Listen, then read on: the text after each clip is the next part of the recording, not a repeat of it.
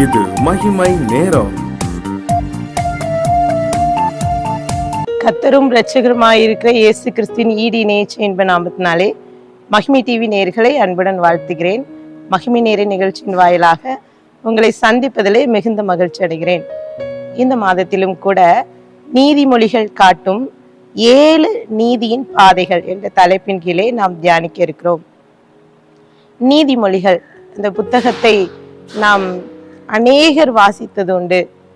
ஒவ்வொரு நாளும் ஒவ்வொரு வசனம், ஒவ்வொரு அதிகாரத்தை நாம் வாசித்தால் ஒரு மாதத்தில் அந்த நீதிமொழிகள் அந்த புத்தகத்தை வாசித்து முடித்தலாம். மிகவும் எளிமையான வார்த்தைகள் மூலமாக சாலமோன் ராஜா எழுதப்பட்ட இந்த நீதிமொழிகள்.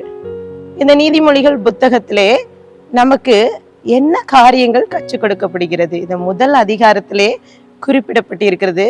நீதிமொழிகள் முதல் அதிகாரம் 2-3 வசனம் சொல்கிறது, இவைகளால் ஞானத்தையும் போதகத்தையும் அறிந்து புத்திமதிகளை உணர்ந்து விவேகம், நீதி, நியாயம், நிதானம் என்பவைகளை பற்றிய உபதேசத்தை அடையலாம். ஞானம், விவேகம், நீதி, இப்படிப்பட்ட உபதேசங்களை நீதிமொழிகள் நமக்கு கற்றுத் தருகிறது. இந்த சாலமோன் ராஜாவால் எழுதப்பட்ட இந்த நீதிமொழிகள், அதன் எழுதப்பட்ட பின்னணி நோக்கம் என்னென்றால், அவருடைய ஞானத்தை குறித்து அநேகர் விசாரித்து அதை அறிந்து கொள்ளும்படி ஓடி வரும் வேளையிலே இந்த ஞானத்தை அறிய வேண்டும் என்று யாரெல்லாம் விரும்புகிறார்களோ அவர்களுக்கு ஞானத்தை கொடுக்க வேண்டும், ஞானத்தின் பற்றிய செய்தியை கொடுக்க வேண்டும் என்ற நோக்கத்தோடு இந்த புத்தகம் எழுதப்பட்டிருக்கிறது. இதுல இன்றைக்கு 7 காரியங்கள் இந்த மாதத்திலே நாம் தியானிக்க இருக்கிறோம். இந்த நீதிமொழிகள் புத்தகத்திலே இந்த சாலமோன் ராஜா 3000க்கு அதிகமான நீதிமொழிகள் எழுதியிருக்கிறார். அதுல சில காரியங்கள் மாத்திரமே வேதாகமத்திலே குறிப்பிடப்பட்டிருக்கிறது. இதுல இன்றைக்கு நாம் கொடுக்கப்பட்டிருக்கிற தலைப்பு ஞானமா முட்டாள்தனமா? அதற்கு ஆதாரமாக எடுத்துக்கொண்ட வேத வசனம் நீதிமொழிகள் 9:8, பரியாசக்காரனை கடிந்து கொள்ளாதே, அவன் உன்னை பகைப்பான், ஞானம் உள்ளவனை கடிந்து கொள், அவன் உன்னை நேசிப்பான் என்று குறிப்பிடப்பட்டிருக்கிறது. ஞானம் உள்ளவன், ஞானம். முதலாவது இந்த நீதிமொழிகள் காட்டுகிற ஒரு மிக முக்கியமான காரியம் ஞானம். நம்ம எல்லாரும் ஜெப வேளையிலே சொல்வதுண்டு, கர்த்தருக்கு பயப்படுதல் ஞானத்தின் ஆரம்பம் என்று சொல்லிலாம் ஜெபிப்போம். இந்த ஞானத்தை குறித்து நீதிமொழிகள் என்ன காட்டுகிறது? இங்கே போடப்பட்டிருக்கிறது, எண்ணத்தை சம்பாதித்தாலும் ஞானம் புத்தியை சம்பாதித்துக் கொள் என்று சொல்லிலாம் நீதிமொழிகளிலே குறிப்பிடப்பட்டிருக்கிறது. ஞானம் என்ற உடனே அல்லது முட்டாள் ஞானம் என்ற உடனே என் நினைவுக்கு வருகிறது ஒரு ஒரு ஒரு அறிவார்ந்த, ஒரு அறிவை சார்ந்த ஒரு விஞ்ஞானியை குறித்து தான் ஞாபகத்தில் வருகிறது. அவன் அந்த ஞானத்திலே சிறந்து விளங்கும்படியாக அநேக விஞ்ஞானிகளை குறித்து நம்ம தியானித்தது உண்டு. இதுல தாமஸ் ஆல்வா எடிசன் என்பவரை பற்றி நம் அநேகருக்கு தெரிந்த காரியம். சிறு பையனாக இருந்தபோது அவனுடைய பள்ளி நிர்வாகம் என்ன சொன்னது என்றால், இந்த பையனுக்கு ஞானம் இல்லை, அவன் முட்டாள், இவனை எங்களுடைய பள்ளியில் சேர்ப்பதற்கு தகுதி இல்லை என்று சொல்லி எழுதி அனுப்பிவிட்டார்கள். ஆனால் அந்த பையன் நாளடைவிலே அவன் வளர்ந்து அவனுடைய செயல்கள், அவனுடைய கண்டுபிடிப்புகளை பார்த்த அநேகர், என்னுடைய கல்லூரியிலே இவருடைய கால்கள் படாதா, என்னுடைய பள்ளி நிர்வாகத்துல இவர் வரமாட்டாரா, இவருடைய அறிவார்ந்த காரியங்களை நம்ம கேட்கணும்னு சொல்லிட்டு அநேகர் எழுந்த காரணம், அவர் ஒரு முட்டாள் என்று இந்த உலகம் சொன்னது. ஆனால் அவருக்குள்ளாக இருந்த ஞானம் வெளிப்பட்டது. பாருங்க, அவர் கண்டுபிடித்த மிக சிறந்த கண்டுபிடிப்பு மின் விளக்கு. பாருங்க, நம்ம இன்றைக்கெல்லாம் சந்தோஷமா இருக்கணும், அதுக்கு காரணம் அவருடைய சில கண்டுபிடிப்புகளை நம்ம சொல்லலாம். ஞானிகளை கர்த்தர் நம் தியானித்தான ஞானம் எங்கிருந்து வருகிறது? கர்த்தர் இடத்துல இருந்து வருகிறது. நம்ம நினைப்போம் சில நேரங்கள்ல நம்ம நன்றாக படிப்பதுனாலே, இல்ல ஸ்கூல்ல ஃபர்ஸ்ட் ரேங்க் எடுப்பதுனாலோ, இப்படிப்பட்ட காரியங்களை செய்யறதுனாலதான் எனக்கு ஞானம் வருகிறது என்று சொல்வோம். இன்னும் அநேகர் உண்டு.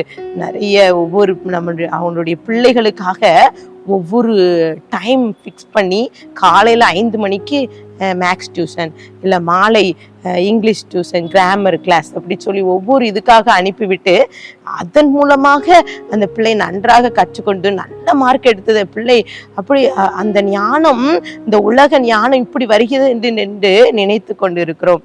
ஆனால் வேத வசனம் அநேக காரியங்கள் நமக்கு கற்றுத்தருகிறது. நீதிமொழிகள் காட்டுகிற ஒரே காரியம், ஞானமா முட்டாள்தனமா, இந்த ஞானம் எங்கிருந்து வருகிறது என்பதை குறித்து கூட நீதிமொழிகள் புத்தகத்திலே நாம் வாசிக்கலாம். நீதிமொழிகள் 2ஆம் அதிகாரம் 5, 6, 7 குறிப்பிடப்பட்டிருக்கிறது. அப்பொழுது கர்த்தருக்கு பயப்படுதல் இன்னதென்று நீ உணர்ந்து தேவனை அறியும் அறிவை கண்டடைவா. கர்த்தர் ஞானத்தை தருகிறார், அவர் வாயிலிருந்து அறிவும் புத்தியும் வரும்.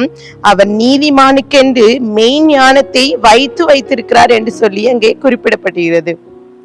வேதத்திலும் அநேக இடங்களிலே குறிப்பிடப்பட்டிருக்கிறது. ஒருவன் ஞானத்தில் குறைபாடுள்ளவனா இருந்தால் யாருக்கும் பரிபூரணமாய் இருக்கிற தேவனிடத்தில் கேட்க கடவுது என்று என்று வேதத்திலே குறிப்பிடப்பட்டிருக்கிறது. இன்னும் பார்த்தீங்கன்னா, கண் கெட்ட பின்பு சூரிய நமஸ்காரம் என்று சொல்வார்கள்.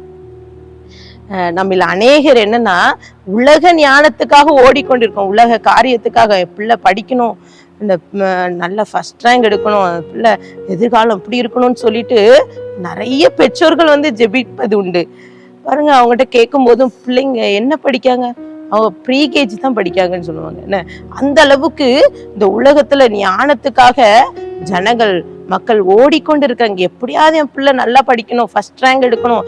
எல்லா பெற்றோரும் ஜெபிக்கிற ஒரே காரியம் ஃபர்ஸ்ட் ரேங்க், என் பிள்ளை நல்ல மார்க் எடுக்கணும் என்று சொல்லி ஜெபிப்பது உண்டு. அந்த ஞானம் எங்க இருக்கிறது என்று சொல்லி நீதிமொழிகளிலே சாலமோன் குறிப்பிட காரியம், கர்த்தருக்கு பயப்படுதல் ஞானத்தின் ஆரம்பம் என்று சொல்லி இந்த சாலமோன் ராஜா கற்று தருகிறார். இந்த நீதிமொழிகளிலே 30ஆம் அதிகாரத்துல நீங்க பாத்தீங்கன்னா 24 to 28 வசனம் வரை நீங்க வாசித்து பாத்தீங்கன்னா, பூமியில் சிறியவைகளா இருந்தும் மகா ஞானம் உள்ளவைகள் 4 உண்டுன்னு சொல்லி அங்கே சாலமோன் ராஜா குறிப்பிடுகிறார். அங்க பாத்தீங்கன்னா, அவைகள் ஆவன அற்பமான ஜீவ ஜந்துக்களா இருந்த கோடை காலத்தில் தங்கள் ஆகாரத்தை சம்பாதிக்கிற எறும்பு என்னும் சத்துவமற்ற ஜீவ ஜந்துமாய் இருந்து தன் வீட்டை கண்மலையின் மேல் தோண்டி வைக்கும் குழி முசல்கள். 2வது முயல். ராஜா இல்லாதிருந்தும் பவுஞ்சாக புறப்படுகிற வெட்டுக்கிளிகள்.